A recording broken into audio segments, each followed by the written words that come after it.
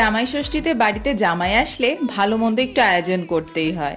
আর সের জন্যেই মা সকালবেলায় মা ষষ্ঠীর পুজো দেওয়ার পর লেগে পড়েছিল রান্নাবাটি করতে। তো মা যথাসম্ভব চেষ্টা করেছে মার মনের মতন করে দেওয়ার। চলো দেখে নেওয়া যাক কি কি রান্না হয়েছে। প্রথমেই দেরাদুন রাইসের ভাতও করেছিল আর গোবিন্দভোগ চালের পোলাও, তার সাথে ছিল পটল ভাজা আর ভেন্ডিটাকে একটু অন্যরকম পকোড়া স্টাইল করে ভেজেছিল, তার সাথে ঝুড়ো আলু ভাজা আর ইলিশ মাছ ভাজা আর পাঁপড় ভাজা। তারপর ছিল মুগের ডাল মাছের মাথা দিয়ে, তারপর রুই মাছ, তারপর মাটন ডাক বাংলো, আর তারপর ছিল ইলিশ মাছের ভাপা, পমফ্রেট মাছের কারি, তারপর আমের চাটনি, দই, মিষ্টি। তো আপাতত এই অবধি রেখেছিল এইবারে জামাই ষষ্ঠীর মেনু। সামনের বার মার বক্তব্য এর থেকে আরো একটু অন্যরকম কিছু করার। তো জামাইকে মন ভরে খাইয়ে মার বেশ ভালোই লেগেছে।